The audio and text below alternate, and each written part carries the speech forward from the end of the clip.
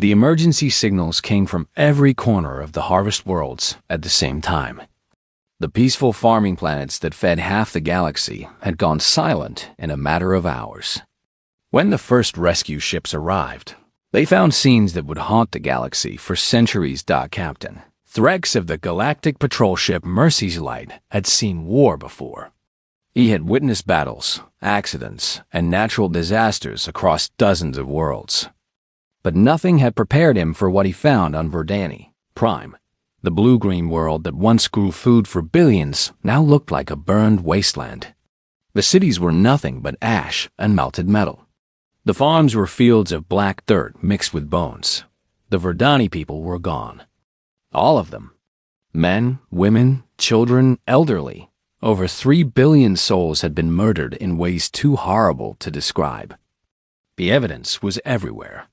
Torture chambers in what used to be schools. Mass graves filled with families. Recording devices left behind to show the galaxy what had happened. The Crimson Syndicate had done this. The militant faction of the Sector race had swept through the harvest worlds like a plague of death. They had not come to conquer or steal resources. They had come to kill for pleasure. The recordings they left behind showed Sector soldiers laughing as they burned Verdani children alive. They showed experiments on pregnant mothers. They showed games where Verdani were hunted through their own cities for sport. Captain Thrax sent his report to the Galactic Council with shaking hands. Similar reports came from the other 5 harvest worlds. 12 billion Verdani dead. An entire peaceful species wiped out in 3 days. The galaxy had never seen anything like it. The emergency session of the Galactic Council took place on Centrum, the political heart of civilized space. Representatives from over 200 species gathered in the great circular chamber. The mood was dark, but most believed this could be handled through normal diplomatic channels. Wars had been fought before. Peace had always been made afterward. Ambassador Zethka of the Altruian Empire spoke first. His tall, graceful form moved to the center of the chamber. "This tragedy shocks us all," he said in his musical voice. "But we must not let emotion drive us to more violence. The Crimson Syndicate must be brought to justice, yes, but through proper diplomatic channels. We must open negotiations immediately." Murmurs of agreement filled the chamber. Chancellor Vix of the Trade Federation stood next. Her blue skin shimmered as she spoke. "The Altruians speak wisdom. Economic sanctions will hurt the Sector worlds badly. Combined with trade blockades and reparation demands, we can force them to surrender their war criminals for trial. Violence only creates more violence." Even Grimax, the scarred elder chief of the Drax warrior clans, surprised many with his measured response. "The Drax have no love for murderers," he growled. "But we cannot risk full-scale war. Limited military strikes followed by peace talks. Make them hurt, then make them surrender." The chamber buzzed with discussions about committee formations, diplomatic protocols, and negotiation strategies. This was how the galaxy had always solved its problems. Talk, compromise, find middle ground. Even the worst conflicts eventually ended at a negotiating table. Then they asked humanity for their position. Ambassador Sarah Chun rose from her seat in the human section. She was a small woman compared to most species in the chamber, but something in her bearing made the entire room fall quiet. She walked to the center of the chamber, her footsteps echoing in the sudden silence. She did not speak for a long moment, looking around at the representatives of the most powerful civilizations in the galaxy. When she finally spoke, her voice was calm but carried a weight that made everyone lean forward. "The Terran Republic has reviewed the evidence from the harvest worlds," she said. "We have seen the recordings. We have counted the dead. We have witnessed what the Crimson Syndicate did to an entire peaceful species." She paused, and her next words would be remembered by every being in that chamber for the rest of their lives. "The Terran Republic does not negotiate with genocidal murderers. We will act accordingly." The chamber erupted. Representatives jumped to their feet, shouting questions and demands. How could humanity refuse to negotiate? What did they mean by act accordingly? This was not how civilized species handled conflict. Ambassador Zethka raised his voice above the chaos. Ambassador Chun, surely you do not mean to suggest that Earth would act unilaterally? The Galactic Council has procedures for these situations. Sarah Chun looked at him with eyes that seemed older than her years. Ambassador Zethka, your people have a saying about compromise being the heart of civilization. Humanity learns something different from our history. Some acts are so evil that compromise with their perpetrators makes you complicit in their evil. Chancellor Vick stood again, her voice urgent. But without negotiation, where does it end? How many will die in the war you are suggesting? The war has already been fought, Chun replied. 12 billion Verdani died in it. The only question now is whether their murderers face justice or whether the galaxy teaches them that murder pays if you kill enough innocents. Elder Chief Grimax leaned forward. What exactly are you saying, human? Sarah Chun turned to face the entire assembly. I am saying that in 72 hours, every member of the Crimson Syndicate will surrender unconditionally for trial, or they will be destroyed. This is not a negotiation. This is not a diplomatic position. This is a statement of fact. The chamber fell silent again. In 3 centuries of galactic history, no species had ever refused to negotiate. The very foundation of galactic civilization was built on the idea that everything could be discussed, bargained over, compromised on. You cannot be serious, whispered Chancellor Vix. Deadly serious, Chun replied. She looked around the chamber one more time. The Terran Republic withdraws from all diplomatic discussions regarding the Crimson Syndicate. We will handle this matter ourselves. She turned and walked out of the chamber, followed by the rest of the human delegation. For the first time in galactic history, a species had walked away from the negotiating table before talks had even begun. The representatives sat in stunned silence long after the humans had left. They had no idea that everything was about to change. The Galactic Council chamber buzzed with confused activity for 3 days after the humans walked out. Committee after committee formed to discuss proper responses to the Harvest World's massacre. Subcommittees formed to study the committees. Working groups debated the formation of study groups. While they talked, humanity moved. Admiral Marcus Hayes stood on the bridge of the Terran battleship Retribution, watching his fleet assemble in the dark space between stars. 57 ships had answered the call. Destroyers, cruisers, battleships, and support vessels from every corner of human space. More were coming. The Admiral was an old man by human standards, with gray hair and scars from the border wars 20 years ago. He had fought pirates, rebels, and alien raiders. But this was different. This was personal for every human in the fleet. Admiral, his communications officer, called out. All ships report ready. Hayes nodded. Open a channel. All frequencies. I want every listening post in the galaxy to hear this. The channel opened. Across hundreds of light years, every ship, station, and settlement with a radio would receive the message. Hayes spoke in a calm, clear voice that carried the weight of his entire species. This is Admiral Marcus Hayes of the Terran Republic Fleet. We are broadcasting on all frequencies to deliver a message to the Crimson Syndicate and any who harbor them. You have committed genocide against the Verdani people. 12 billion innocent beings died by your hands. The Terran Republic does not recognize any authority that protects genocidal murderers. He paused, letting his words sink in across the galaxy. Therefore, all members of the Crimson Syndicate will surrender immediately for trial by Verdani survivors. Any government, organization, or individual who aids, harbors, or protects Syndicate members will be considered accomplices to genocide. This is not a negotiation. This is not a diplomatic proposal. This is a statement of fact. The message ended. Within hours, it had been repeated on every news network in the galaxy.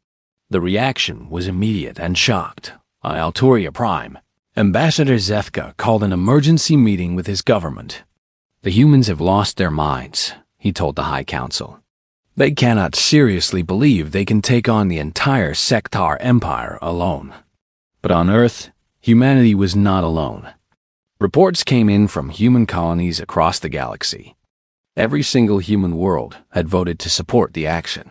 Factory worlds began producing ammunition and supplies. Agricultural worlds sent food. Mining worlds shipped raw materials. 300 million humans spread across dozens of systems were united in a way the galaxy had never seen. The human fleets began to move.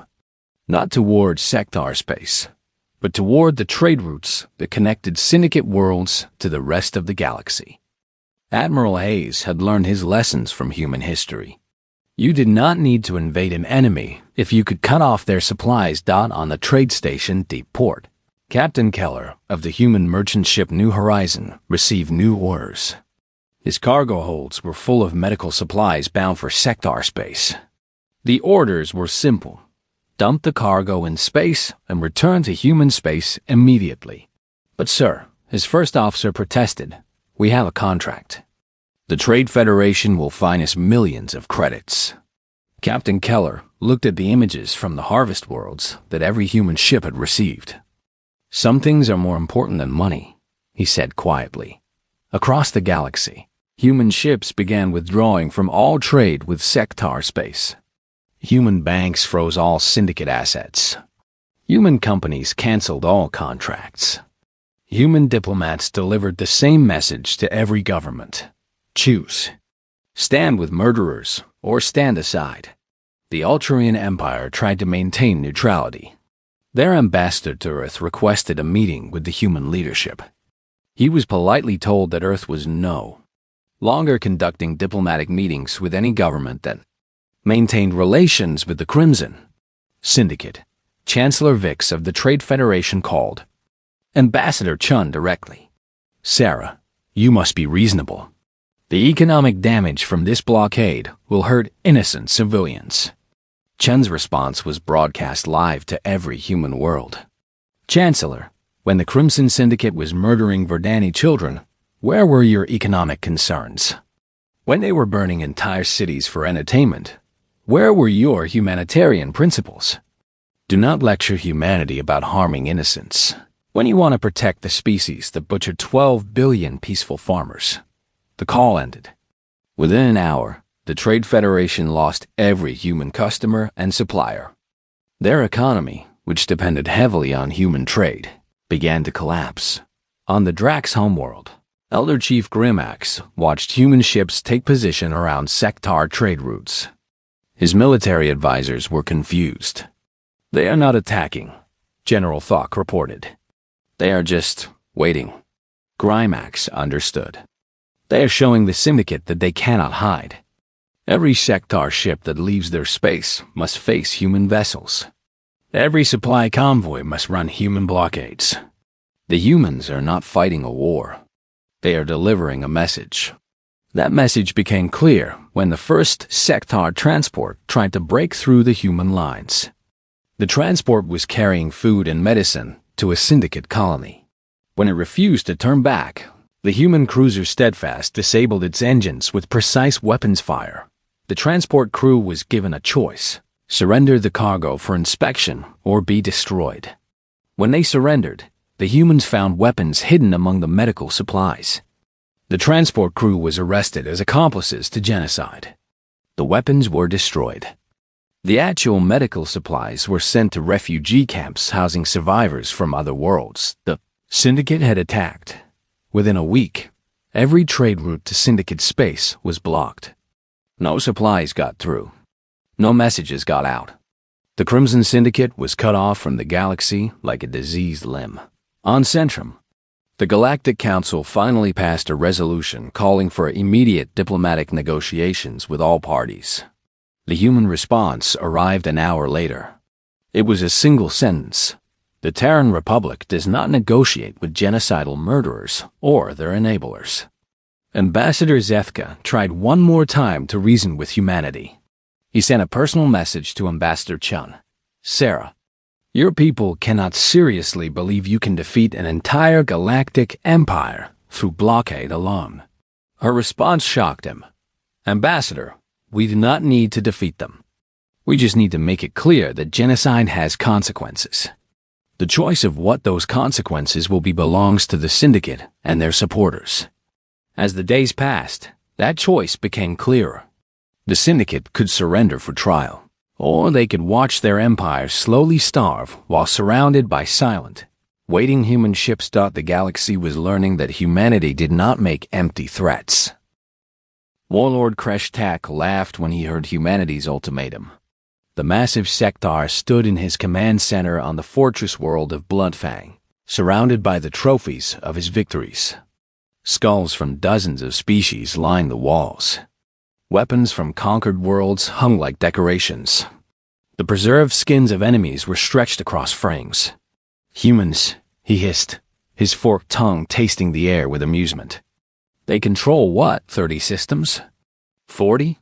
I rule over 400 worlds. My fleets could crush their pathetic navy in days. His lieutenant, War Chief Veximer, shifted nervously. My lord, intelligence reports suggest they have blocked all our trade routes. Our supply lines are temporarily inconvenienced, Kreshtak snarled. When I'm done with these mammals, their worlds will burn just like the Verdani farms. Perhaps I will keep some of their young as pets. To show his contempt for the human threats, Kreshtak ordered a special broadcast sent throughout the galaxy. The recording showed him in his trophy room, holding the preserved head of a Verdani child. He spoke directly to the camera, his yellow eyes gleaming with cruelty. Humans of Terra, he said, his voice dripping with mockery. You demand that I surrender for trial? You threaten me with your tiny ships and your pathetic navy? Let me show you what I think of your threats. The recording switched to footage from the Harvest Worlds. Scenes of Verdani families being tortured for entertainment. Videos of Sectar soldiers making games from the murder of civilians. Images of children being used as target practice. This is what your justice failed to prevent, Kreshtak continued. This is what your negotiations could not stop. The weak exist only to serve the strong. The Verdani served their purpose as entertainment. Now they are gone, and the galaxy's better for it. The broadcast ended with Kreshtak crushing the Verdani, child's skull in his bare claws. The recording was played on every news network in the galaxy. Most species were horrified. The Trade Federation condemned it as barbaric propaganda. The Altarian Empire called it deeply unfortunate, but not grounds for war. Humanity said nothing, but things began to happen. The first sign was on the outer edge of Syndicate space. A human stealth ship appeared next to a Sectar patrol vessel. It did not attack. It did not communicate. It simply appeared, following the patrol ship for 3 hours before vanishing again. Then it happened again. And again. Human ships began materializing throughout Syndicate space. Always silent. Always watching. Never attacking first. But always there. Captain Ziegter of the Sectar destroyer Bloodclaw was the first to fire on one of the human watchers. His plasma cannon struck the human frigate Deadeye at point-blank range. The human ship's shields absorbed the attack without even flickering. The return fire lasted exactly 12 seconds. When it ended, Bloodclaw was drifting in space, its engines destroyed and life support failing. The human ship moved alongside and broadcast a simple message: surrender for trial or die. Captain Ziegter chose to fight. His ship exploded 3 minutes later. The human ship collected the escape pods and delivered them to the nearest Verdani refugee camp with a note: justice will be served. Word of the encounter spread through the Syndicate fleet. Human ships were not the primitive vessels they had expected. Human technology was advanced. Their weapons were devastating, and their pilots seemed to know every weakness in Sectar ship design. More encounters followed. Every time a syndicate ship attacked a human vessel, the same thing happened. The sector ship would be disabled quickly and efficiently. Any survivors would be captured and delivered to Verdani survivors for trial. The ships themselves would be destroyed. The silent watchers multiplied. Every syndicate world found human ships in their space. They hung in orbit like mechanical vultures, never attacking civilian targets, but making their presence impossible to ignore. They could not be bribed, reasoned with, or frightened away. War Chief Veximer brought Warlord Kreshtak increasingly desperate reports. "My lord, we have lost 17 patrol ships this week. The humans are everywhere. They know our patrol routes, our supply schedules, our defense positions." Kreshtak's yellow eyes narrowed. "Then we will show them the price of defying us. Bring me my nephew. We will send these mammals a message they cannot ignore." Prince Sekvul was young for a sector noble, barely 50 years old. He was also Kreshtak's heir and one of the architects of the Harvest World's massacre. When the situation became desperate, Kreshtak gave him a simple mission: escape to neutral space with enough stolen wealth to hire mercenary armies. Prince Sekvul's ship, the Golden Talon, was fast and well-armed. It carried the treasures of a dozen conquered worlds and the personal fortune of the Crimson Syndicate's royal family. If he could reach Trade Federation space, he could buy protection from the humans. The Golden Talon never made it past the first human blockade. The human frigate Wolfsbane intercepted the prince's ship at the edge of Syndicate space. There was no dramatic chase, no extended battle. The human ship simply appeared in front of Golden Talon and transmitted a single message: cut engines and prepare to be boarded. Prince Sekvul chose to fight. His ship was larger, newer, and carried more weapons than the human frigate. The battle lasted 4 minutes and 18 seconds. When it ended, Golden Talon was dead in space. The human boarding pods cut through the sector ship's hull like it was made of paper. The human marines inside moved through the ship with terrifying efficiency. They knew exactly where to find every crew member, every weapon cache, every piece of stolen treasure. Prince Sekvul and his crew were captured alive. The stolen wealth was catalogued and prepared for return to its rightful owners. The recordings of syndicate crimes found on the ship were copied and sent to every news network in the galaxy. But the humans did something that shocked the galaxy even more than their military efficiency. They delivered Prince Sekvul and his crew to a group of Verdani survivors. Not to a government court, not to Galactic Council custody. To the people whose families the prince had personally murdered. The trial was broadcast live. The prince was forced to watch recordings of his own crimes. The families of his victims were allowed to question him. When he tried to claim he was following orders, a Verdani mother whose children he had tortured asked him a simple question: "Did anyone order you to smile while you killed my daughter?" Prince Sekvul was executed by Verdani justice. His ship was returned to Syndicate space empty, except for a single note: "We know where every one of you sleeps." That night, every high-ranking Syndicate officer found the same message waiting for them in their private quarters. The messages had been placed there despite the best security in the galaxy, despite locked doors, armed guards, and electronic defenses. The humans had walked into their homes and left calling cards like phantoms. Warlord Kreshtak found his message carved into the headboard of his own bed. For the first time in his violent life, the master of the Crimson Syndicate felt something he had never experienced before: fear. The Galactic Council had never faced a crisis like this. For 300 years, every conflict had been solved through negotiation, compromise, and careful diplomatic language. Now humanity had forced every species in the galaxy to choose sides, and the comfortable middle ground was disappearing fast. Ambassador Zethka stood before the emergency session, his usually calm demeanor cracking under the pressure. "The humans have gone too far," he declared to the assembled representatives. "They are holding the entire galaxy hostage with their extremist position. This is terrorism, not justice." Murmurs of agreement came from the traditional powers. The Altarian Empire, the Trade Federation, and dozens of smaller species all nodded along. They had built their civilizations on the idea that everything could be negotiated, that every problem had a diplomatic solution. The Crimson Syndicate has agreed to enter peace talks, Zethka continued.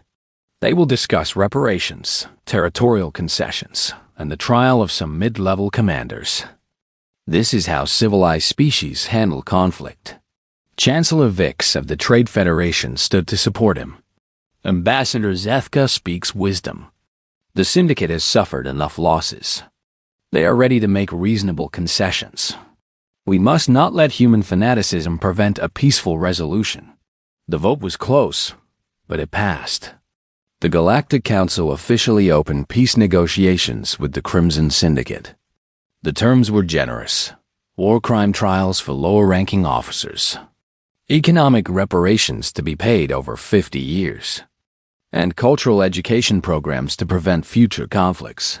Warlord Kreshtak, desperate to escape the human blockade, agreed to the terms. He would sacrifice some of his subordinates and pay some money. In exchange, the galaxy would protect him from human justice. It was, he thought, a fair trade. The human response was swift and absolute. Within 6 hours of the vote, every human diplomat on every world throughout the galaxy received the same order. Return to human space immediately. Every human trade ship canceled its contracts and headed home. Every human bank froze all assets of any government that participated in the peace talks. The message from Ambassador Chen was brief and broadcast to every world. The Terran Republic does not negotiate with genocidal murderers or those who protect them. All species that participate in these peace talks will be considered accomplices to genocide. Choose carefully. The withdrawal was devastating. Humanity controlled only a small portion of galactic space, but they were involved in trade, technology, and finance far beyond their size. Human-made computer systems ran the economies of dozens of worlds. Human medical technology saved millions of lives each year. Human agricultural methods fed populations across the galaxy.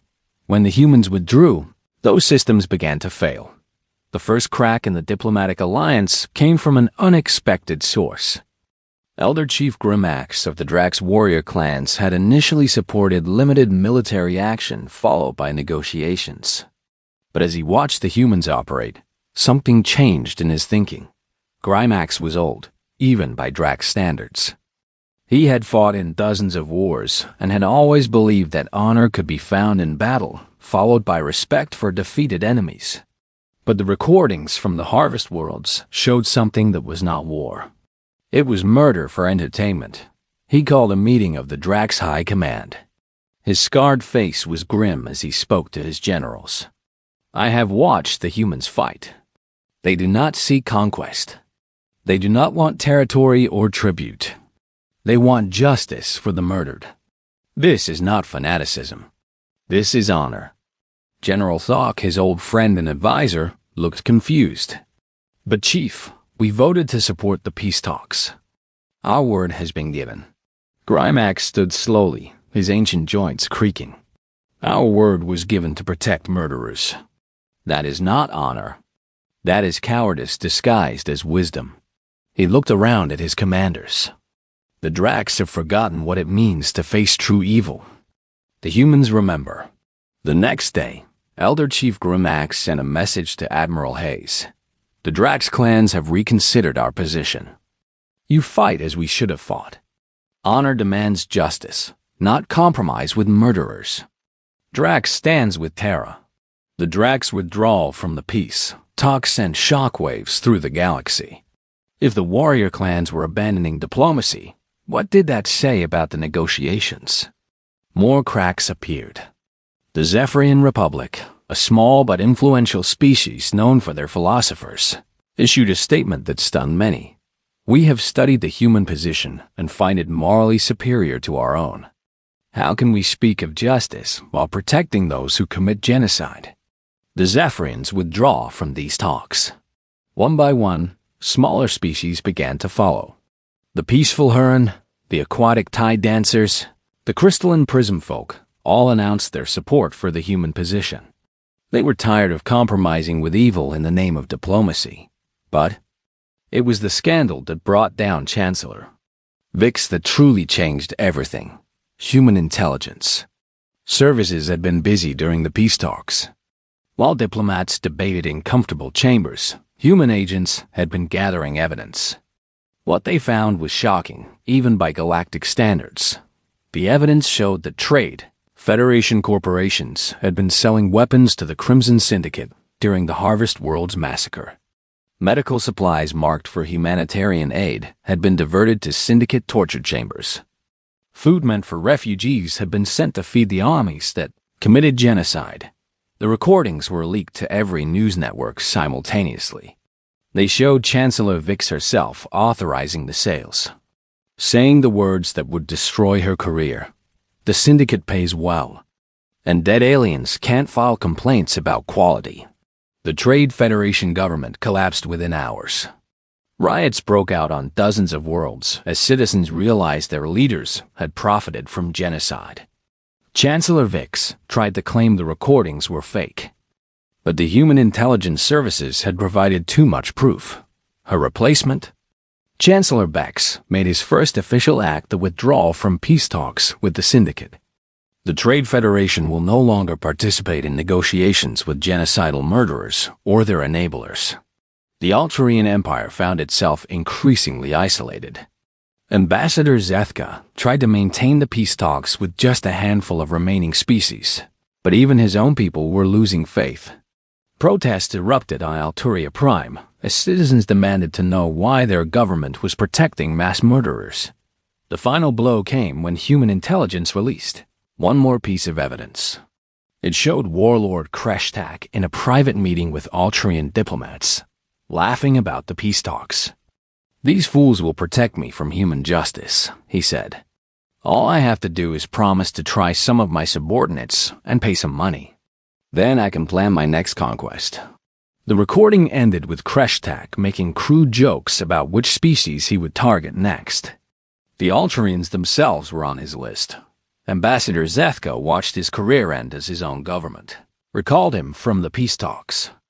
The Altarian High Council issued a formal apology to the human government and announced their withdrawal from negotiations with the Syndicate. For the first time in galactic history, the diplomatic solution had failed completely, not because of military defeat or economic collapse, but because one species had forced the galaxy to confront a simple, moral truth.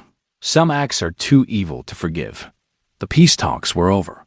The Crimson Syndicate stood alone, surrounded by human fleets and abandoned by every ally they had tried to buy with promises of compromise. Warlord Kreshtak realized that he had underestimated humanity in the worst possible way. They had not just defeated his military forces. They had defeated the entire system of galactic politics that he had counted on to save him. Now there was nowhere left to run. The siege of Syndicate space had lasted 3 months when the end finally came. But it did not come as the galaxy expected. There were no massive space battles, no desperate last stands, no glorious charges into enemy fire. The Crimson Syndicate died slowly, strangled by its own people. Admiral Hayes stood on the bridge of retribution, watching the tactical display that showed Syndicate space. Red dots marked worlds still under Syndicate control. Blue dots showed human fleet positions. The blue dots formed a perfect cage around the red ones, and that cage was slowly growing smaller. "Report," Hayes ordered his intelligence chief.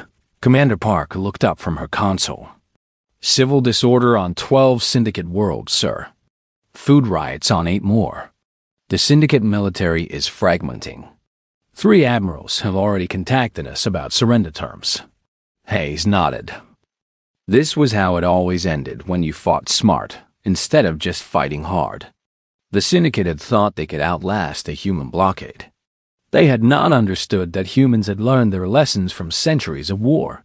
You did not need to invade an empire to destroy it. You just needed to make its people understand that their leaders were the reason they were suffering. First major defection came from Admiral Vector of the Syndicate Third Fleet. He was a career military officer who joined the Syndicate for advancement, not because he enjoyed murder. When his own supply lines were cut and his crews began to starve, he made a choice. His message to Admiral Hayes was simple: I surrender my fleet for trial. I ask only that you judge us by our individual actions, not our allegiance. Hayes reviewed Vector's record. The Sector had never participated in the Harvest World's massacre. His fleet had been on the far side of Syndicate space during the genocide. When the trials began, he would face charges for supporting the Syndicate government, but not for war crimes. The human response surprised Vector. Surrender accepted. Report to Verdani space for trial. You will be judged fairly based on evidence, not assumption. When Vector's ships arrived at the designated coordinates, they found human vessels waiting with medical supplies and food for the starving crews.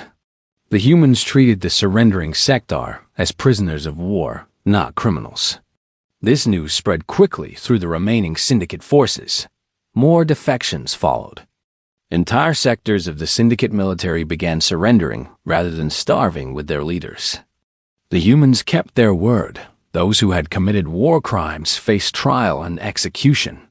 But those who had simply served in the wrong army were treated fairly. Warlord Kreshtak watched his empire crumble from his fortress on Bloodfang. His advisors brought increasingly desperate reports. Half his fleet had surrendered. Most of his civilian government had fled. Entire worlds were declaring independence rather than face continued blockade. We still have the orbital defense platforms, War Chief Vexmer pointed out. We can make the humans pay dearly if they try to assault the core worlds. Kreshtak's laugh was bitter. And then what? We rule over ash and bones while the galaxy cheers our destruction. No, old friend. The humans have defeated us without firing a shot at our worlds. They have turned our own people against us. It was then that Kreshtak made his final, desperate gamble. He activated the galaxy-wide communication system and broadcast one last message to humanity. The recording showed him in his throne room, surrounded by the trophies of his conquests. In his claws, he held a device that every species in the galaxy recognized with horror: a planet-killer bomb. Humans of Terra, he hissed into the camera. You have won your little game. My empire is broken. My allies have abandoned me, and my people have turned against me. But I will not die alone. The camera panned to show a dozen similar devices arrayed around his throne room. I have placed planet killers on every remaining world under my control. 30 billion civilians on 17 worlds. If any human ship approaches our space, if any of my remaining subordinates face your justice, I will detonate every bomb. 30 billion innocents will die, and their blood will be on your hands. The recording ended with Kreshtak's yellow eyes glaring into the camera with pure hatred. The galaxy held its breath. This was the moment that would test humanity's resolve. Were they willing to let 30 billion innocents die rather than negotiate with a genocidal madman? Admiral Hayes called a conference with his senior staff. The discussion was brief. Sir, his chief of staff said, we could attempt a simultaneous strike on all bomb locations. Our intelligence suggests. No, Hayes cut him off. Too risky. If even one bomb detonates, billions die. Then we negotiate? Ask Commander Park. Hayes looked at the tactical display showing Syndicate space. When he spoke, his voice carried the weight of 3 centuries of human history. No, we send Warlord Kreshtak a message he will understand. The human response was broadcast on every frequency in the galaxy. Admiral Hayes himself delivered it, his face calm and resolute. Warlord Kreshtak, you have threatened to murder 30 billion innocent civilians to protect yourself from justice. This confirms everything we have said about your character. You are not a warrior. You are not a leader. You are a coward and a murderer who hides behind the innocent. Hayes paused, and his next words became legendary across the galaxy. If you harm one innocent life, There will be no corner of space where you can hide. No species will shelter you. No plea will save you. We will find you. We will find everyone who helped you. And when we do, the justice that follows will make the harvest worlds look like a mercy. The message continued, but we offer one alternative. Your own people will judge you. They know what you have done. They know what you threaten to do now. Let them choose your fate. The broadcast ended. Within hours, something unexpected began to happen across Syndicate space. The Sector people themselves began to rise up on world after world. Syndicate civilians stormed government buildings. They were not rebelling for freedom or democracy. They were rebelling against leaders who would murder billions of innocents to save their own lives. Even among the Sector, there were lines that could not be crossed. The revolution reached Bloodfang within days. Kreshtak's own guards, faced with the choice between protecting a monster or saving innocent lives, made their decision. They turned him over to the human fleet. The trials began on Verdani Prime, on the burned ground where billions had died. There were no speeches about mercy or rehabilitation. No debates about proper legal procedures. The evidence was presented. The survivors gave their testimony, and justice was delivered. Kreshtak died as he had lived, as a coward, begging for a mercy he had never shown to others. But the real victory came afterward. The surviving Sector worlds, freed from Syndicate rule, asked to join the Galactic community as peaceful members. The humans helped them rebuild their government based on justice rather than strength. Ambassador Sarah Chen returned to the Galactic Council for one final speech. The chamber was packed with representatives from every species in the galaxy. They listened in respectful silence as she spoke. The Terran Republic returns to normal diplomatic relations, she announced. We will trade, negotiate, and cooperate as we always have. But we want to be absolutely clear about one thing. We will never again pretend that some acts deserve negotiation rather than consequences. She looked around the chamber, meeting the eyes of every representative. The galaxy has learned what justice looks like when it is not corrupted by politics or compromise. We hope you have learned from our example. The next time innocents cry out for help, we hope they will not cry alone. The applause that followed lasted for 10 minutes. When it ended, the galaxy was a different place. Not because humanity had conquered it, but because humanity had reminded it what moral courage looked like. The Harvest Worlds massacre was the last genocide in galactic history, not because evil had disappeared, but because the galaxy had learned that evil unopposed becomes evil empowered.